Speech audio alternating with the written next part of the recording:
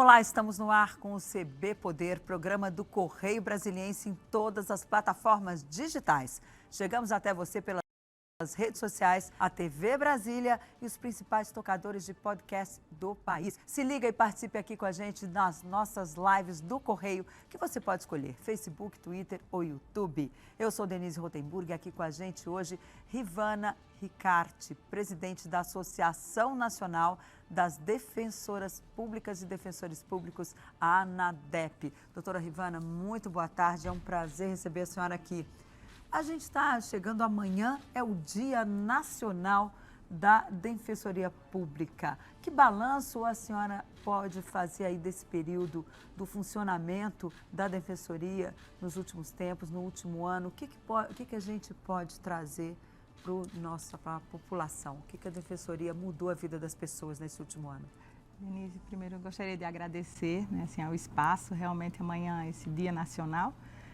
Instituído por lei há 20 anos, então há 20 anos a gente faz essa comemoração, celebrando essa instituição criada ali na Constituição de 88, há 34 anos, e que vem ao longo desses 34 anos, eu diria não é nem no último ano, modificando sim a vida de muitas pessoas, porque afinal de contas o Brasil tem um arcabouço legislativo muito complexo, muitos direitos ali apresentados por lei, muitas políticas públicas que dão certo, outras que não dão certo, E quando as coisas não dão certo, é a justiça que tem que auxiliar para que aquele direito seja garantido.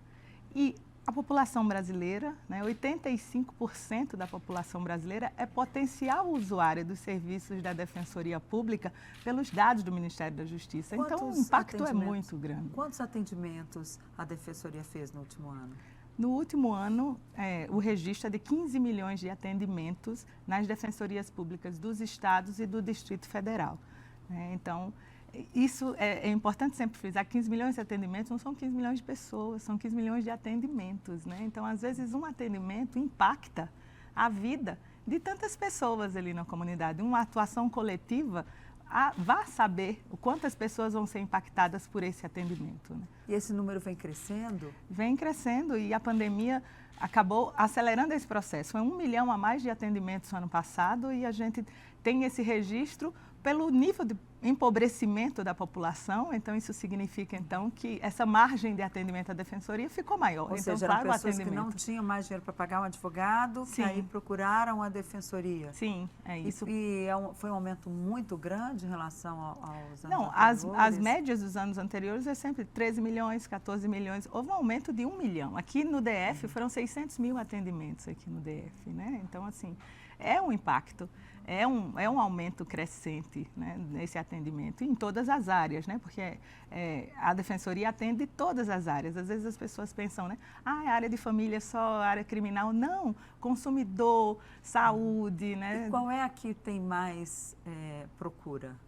Eu diria que sempre. A área de família é uma área que impacta bastante, E porque é muito diverso o atendimento da família. Tem a situação das crianças, alimentos, tem a situação das separações. Isso impacta sempre, E geralmente é a mulher que procura mais ou são os homens? Como é que é feito esse atendimento? Eu diria que a Defensoria é constituída por mais defensoras do que defensores e o atendimento da população acaba sendo mais mulheres mesmo. A gente tem nas comunidades no país afora, as lideranças nas comunidades são lideranças femininas. Nas famílias, essa é uma verdade, Denise? As líderes das famílias são mulheres. Quando os homens estão presos, são as mães que vão fazer a visita. Então, são as mães que também buscam a Defensoria para isso, Então, essa presença das mulheres na busca pelos seus direitos acaba sendo maior porque ela luta não por ela só, ela luta por toda a família, ela luta pelos filhos, Então, são muita presença feminina na Defensoria. Agora, a gente vê também que é uma população, às vezes, tão carente que não sabe nem que tem esse direito a procurar a Defensoria Pública para receber um atendimento.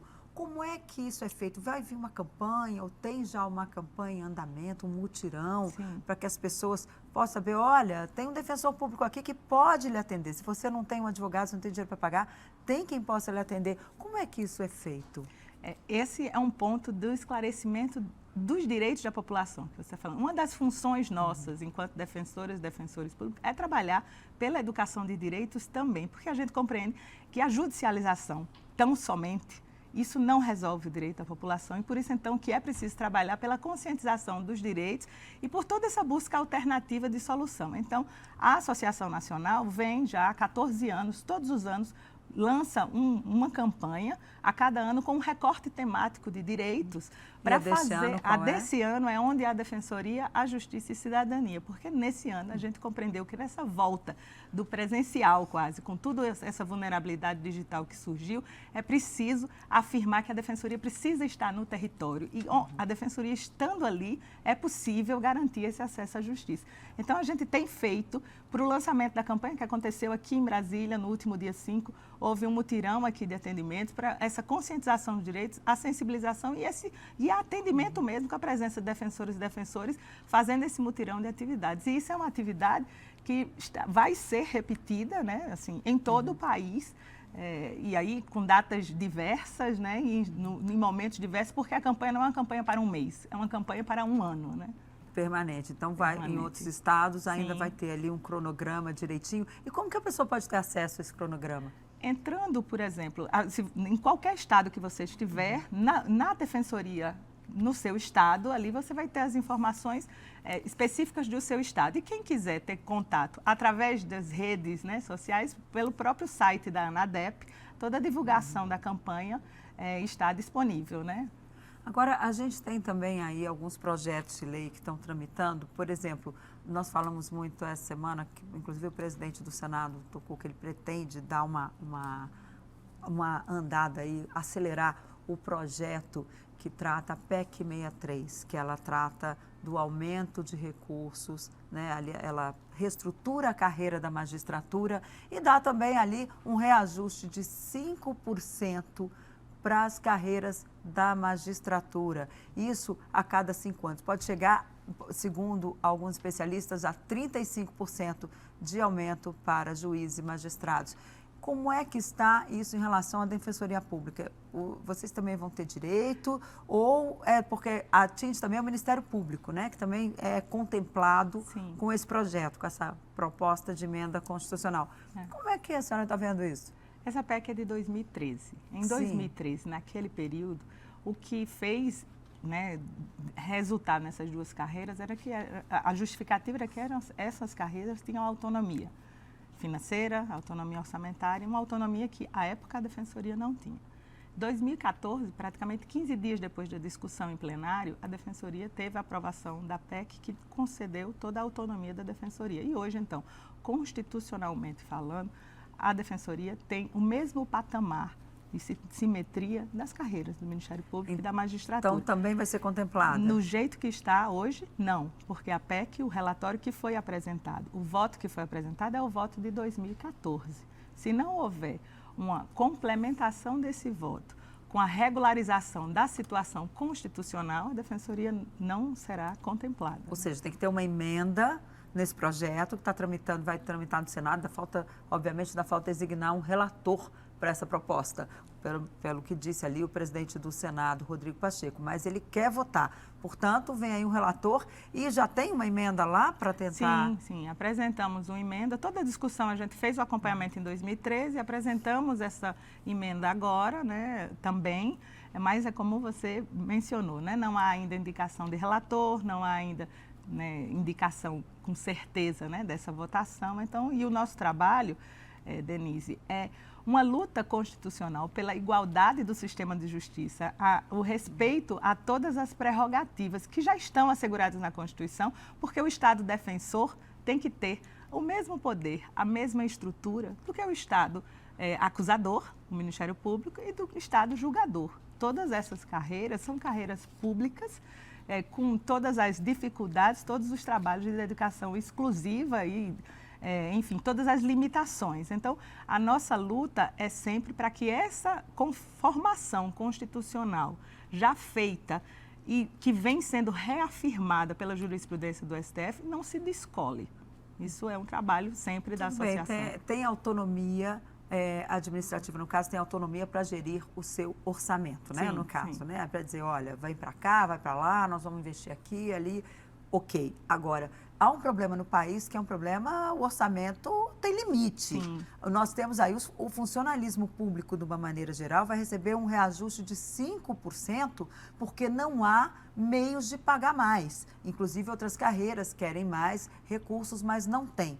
Essa proposta, inclusive, ela pega um valor ali que transforma em verba, o que era verba indenizatória, por exemplo, a pessoa lá usou um carro, precisou pegar uma diária de viagem, transforma verbas indenizatórias nesse quinquênio, né? Acaba com isso. Mas vai passar também para aposentados e pensionistas. Como é que aposentado e pensionista que não está mais na ativa vai receber o que é equivalente ali a uma verba indenizatória?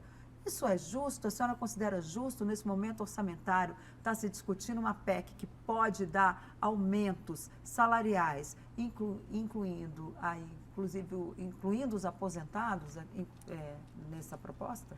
A gente sabe todo o momento do país, né, e toda a crise financeira leva muito a gente precisar de conscientização a respeito da situação econômica, não só olhando para mim, mas olhando para o outro também. E a gente compreende muito isso, Denise. Então, por isso que eu digo, a nossa luta nisso não é uma luta pela aprovação, por pautar essa PEC. É uma luta que, caso ela seja, que a Defensoria não seja, então, prejudicada, excluída, né? Prejudicada por causa dessa conformação constitucional. Toda a autonomia que você citou, autonomia orçamentária, autonomia administrativa, isso a Defensoria tem. Então, eu diria, o remanejar do orçamento vai ser mas qual seria a cada fonte? defensor geral. Né? Qual seria a fonte? A fonte orçamentária que a Defensoria já recebe, o 10º que ela já recebe, né? Que cada então, Defensoria tem. Dinheiro, é isso? Sobrando dinheiro, eu não diria isso jamais, porque assim, não é isso, a Defensoria precisa crescer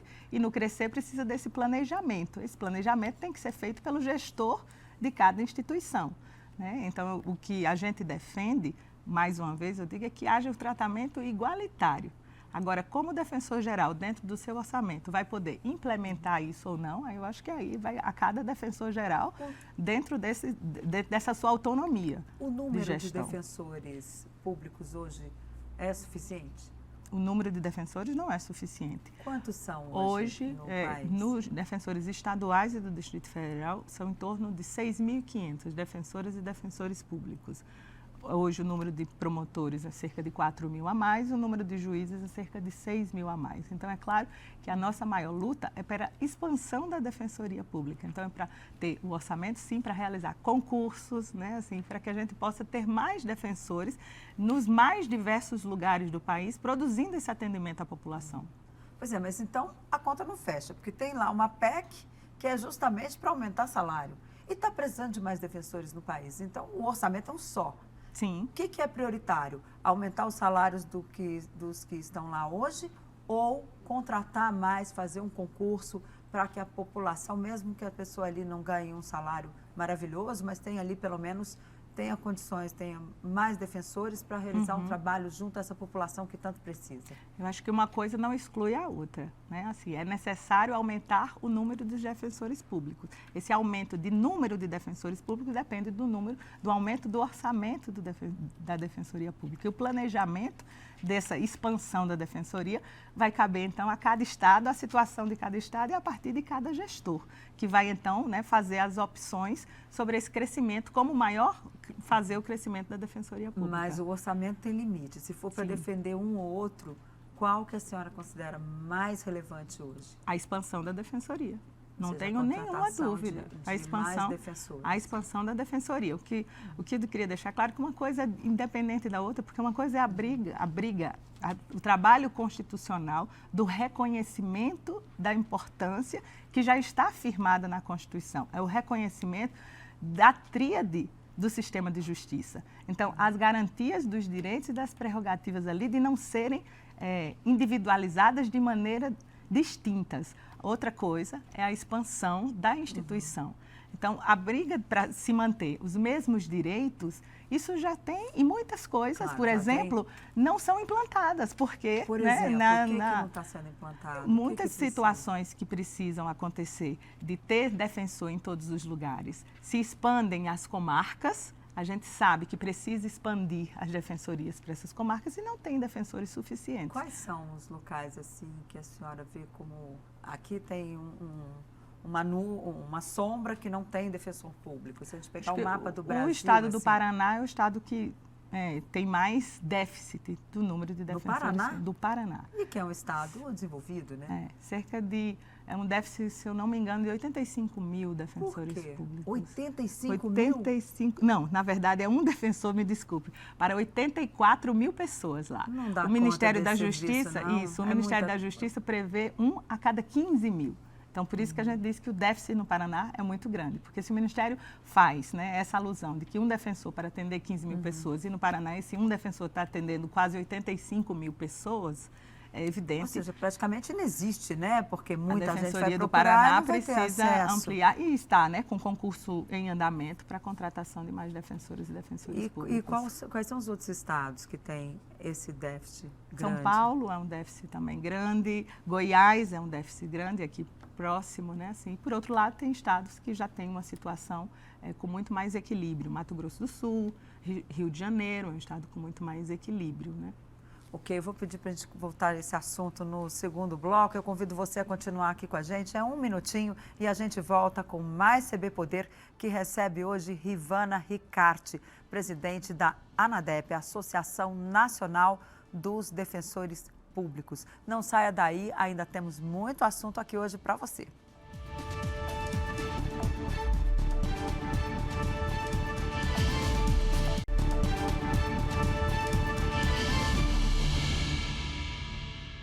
A gente volta com o segundo bloco do CB Poder, que recebe hoje Rivana Ricarte, presidente da Associação Nacional das Defensoras e Defensores Públicos do Brasil. Olha, doutora Rivana, a gente falava no primeiro bloco da situação da defensoria, que, por exemplo, no Paraná tem um defensor para 85 mil pessoas. É isso mesmo que você ouviu, ou seja, o déficit está grande. E aqui no DF, qual é esse déficit? No DF, a situação é mais equilibrada. A gente tem defensor público em todas as circunscrições, né, aqui no DF. E há pouco também, com posse de novos colegas aqui, se eu não me engano, estamos aqui no DF com cerca de 249 defensores e defensores públicos e não há ausência de defensor em nenhuma região aqui, né, do isso. Federal. Então, assim, estão presentes. Quando a gente fala, claro, a população sempre merece um número maior. Então, tendo mais defensor, óbvio que a gente vai ter uma força de trabalho maior. Mas não é uma unidade da federação que padece da falta de defensor em alguma unidade. Agora, aqui no DF foi apresentado um projeto para criar a advocacia dativa. São pessoas, advogados que vão atuar ali como defensores públicos. Esse projeto, ele é bem aceito pela ANADEP? Como é que está essa discussão? A senhora acha que vai ser aprovado? Então, Denise, isso é um trabalho histórico nosso, né? Porque se a gente trabalha pelo fortalecimento da defensoria, a gente precisa trabalhar pelo fortalecimento do modelo constitucionalmente determinado, né? De realizar esse atendimento, prestar essa assistência jurídica gratuita à população. A Constituição e toda a legislação já conforma que há uma instituição para fazer isso. Igual como há uma instituição para acusar, há uma instituição para realizar a defesa daquelas pessoas. Para fazer a acusação, tem também a defensoria para fazer... Para fazer a defesa das pessoas que não têm condição. Né? Então, assim, é muito incongruente se pagar com verba pública a advocacia privada, né, num modelo, então, de dativo, como você mencionou, quando esse dinheiro deveria ser investido na Defensoria Pública para, então, a expansão da Defensoria Pública. No que estávamos falando antes, sobre a questão orçamentária e da expansão da Defensoria, o que precisa para a expansão da Defensoria? Orçamento. Se apresenta um projeto de lei com destinação de um orçamento público para incentivar, né, que a prestação pública seja feita por um advogado privado que não passou por concurso público, que é nomeado diretamente pelo juiz, que Ou isso seja, pode... é o juiz que escolhe, de acordo com o projeto, quem vai ser esse advogado? De acordo com o projeto, tem que se formar o cadastro, né, desses advogados ativos. Então, isso acontece, quem vai fazer essa fiscalização, né, assim, da indicação de cada juiz, como vai fazer em cada processo, que compromisso esse advogado ativo indicado no processo vai ter de caminhar com esse processo até o final desse processo, até produzir os recursos necessários, porque é isso que a Defensoria faz. Né, se atende a pessoa na porta de entrada ali do acesso à justiça e à medida que o processo vai andando, todas as etapas de um processo, e são longas, a pessoa é assistida pela Defensoria Pública. Né? Então, assim, a justificativa que a gente encontra para combater, né, assim, atividades nesse tipo, projetos de lei desse tipo, é que, ora, se há Defensoria Pública instituída na unidade da federação e se diz que é necessário investir e aumentar essa assistência judicial, jurídica, é preciso que se invista na instituição que já está constitucionalmente conformada para fazer isso. Vai se gastar um recurso que deveria estar servindo aí para contratar novos defensores públicos, né? Aumentar ali é como você o pensar... trabalho, e aí chega e passa para um advogado que não se sabe se vai ter o mesmo comprometimento, no caso. É como você pensar na saúde, na educação, né? Assim, você ter escola pública, você ter saúde pública, e é isso que o governo tem que, né, investir, então, para a população que precisa disso, né? Quem tem condição de pagar, pague uma escola particular, ou seja, quem tem condição de pagar, busca o advogado privado, busca a saúde privada, mas o governo tem que investir no que é público. O governo tem que... O orçamento público é para isso. Então, é mesmo que você pensar que o governo vai estar investindo num hospital privado, ao invés de investir no hospital público. É um sucateamento da Defensoria? A senhora vê aí algum ponto para lá na frente tentar acabar com a Defensoria? Há esse receio? Não, eu não para terceirizar essa tarefa de defesa? Não diria isso, porque eu acho que é uma instituição que já está muito consolidada. Né? Todas as tentativas de ataques dessas e que a gente, então, resvala, por exemplo, em ações constitucionais e que caminha com essas ações no STF, todas as respostas do Supremo Tribunal Federal reafirmam a força, né, e a importância da instituição e de seguir com a sua missão constitucional. Então, eu não diria por esse lado, eu diria que sempre há interesses, né, e sempre há interesses que precisam ser bem combatidos, estrategicamente combatidos. O que a gente precisa demonstrar, por outro lado, para esse fortalecimento, é qual é a diferença que a Defensoria faz. E a diferença que a Defensoria faz, diferentemente do advogado privado, é que a nossa atenção não é uma atenção individual. A nossa atenção, né, quando vamos fazer o atendimento à pessoa, não é o individual. A gente pode, tal qual... Como assim não é o individual? Porque não é só o individual. Tem que olhar aquele caso. Claro, mas eu digo, não é só o individual. A gente atende coletivamente, a gente propõe, pode propor e tem a competência para propor ações civis públicas, trabalha com a tutela coletiva. Né? Isso o advogado ativo não vai fazer. É nesse sentido que eu estou dizendo. A Defensoria contribui para conformações de políticas públicas. A Defensoria tem a missão de ir aos presídios fazer, então, monitoramento da situação carcerária. Isso não é uma atividade do advogado privado, nesse sentido. Isso é uma atividade de uma instituição conformada para isso e com as previsões na lei para fazer isso. E como é que tem sido esse monitoramento dos presídios? As defensorias têm feito, né, essa atenção, a gente tem atuado... enfim, toda a situação agora, né, com a pandemia e todos esses riscos. Porque houve inclusive um aumento, né, da houve procura um aumento e as dificuldades de acesso, né, dos presos que estavam lá, sem poder o acesso à família. Então, foi um trabalho muito árduo, muitas ações feitas, né, inclusive com as mulheres, né, situações de pessoas com mais comorbidades, né, assim, para que tivessem, então, a saída nesse período da pandemia e pudessem cumprir o seu regime de prisão domiciliar ali, com todo esse lado humano, né? O que eu costumo dizer, a Defensoria humaniza a justiça, porque a Defensoria descortina, às vezes, coisas que estão só em números ali, traz a pessoa para o processo. E o caso da violência contra a mulher, que a gente sabe que é uma área que a Defensoria atua muito forte. Muito forte, isso, muito forte. Em todas as defensorias, nas unidades da Federação, existem núcleos de atenção específica para o atendimento à mulher, porque esse atendimento, a gente sabe disso, uma mulher que está sob violência, né, de qualquer espécie, a violência doméstica, o atendimento dela não é um atendimento só jurídico, né? É preciso que uma rede toda ali de apoio seja criada e por isso então que os núcleos nas defensorias são núcleos com atividades interdisciplinares, digamos assim, né? Ou seja, com a presença também de psicólogos, de assistente social, para dar esse apoio, né? Assim, E aí, dos mais diversos, Denise, tem daquela mulher que está sofrendo violência, naquele instante, que precisa sair da casa do seu agressor e que liga e que é o espaço de contato e que está, né, em toda uma situação de muita fragilidade e que precisa de uma ação rápida. Né? Claro, porque ela não tem recursos para chegar, fechar a porta e ir para outro lugar, né? Ela não tem, às vezes não tem. E esse ponto até chama a atenção que a própria questão de a que público a Defensoria atende, né? Quando a gente diz que são as pessoas que não têm condição de custear o trabalho do advogado, há muito já se discutiu que condição de vulnerabilidade é essa. E essa condição de vulnerabilidade da pessoa não é só a condição de vulnerabilidade econômica. Muitas vezes a condição de vulnerabilidade social implica da necessidade dela ali, naquele momento, uma mulher, às vezes, que tem, então, toda a sua situação financeira controlada pelo homem, que é o seu agressor, naquele momento, ela está numa situação de vulnerabilidade e que vai buscar os serviços da Defensoria Pública. E em relação ao racismo, e rápido que o nosso tempo está quase lá. Também.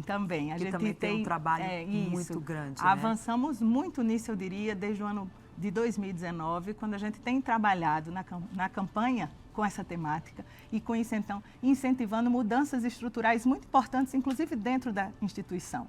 Incentivando, por exemplo, que os concursos da Defensoria tenham a previsão de cota, porque a gente sabe que é preciso fazer o trabalho interno também. Isso é uma matéria que não é só o atender a pessoa, é preciso a gente enegrecer nossa instituição. É, porque a gente tem visto tantos casos de racismo, né? Muitos. E é preciso, qual é ali o equilíbrio? Há um equilíbrio hoje de raça e gênero na Defensoria? Na Defensoria, não. De raça ainda não. É claro que toda a situação econômica implica muito ainda, né? Assim, que a gente precise de uma reforma quase da estrutura de concurso, por isso, então, as cotas, para que essas pessoas cheguem. De gênero, sim. A Defensoria é uma instituição feminina, 55% das defensoras e defensores são mulheres.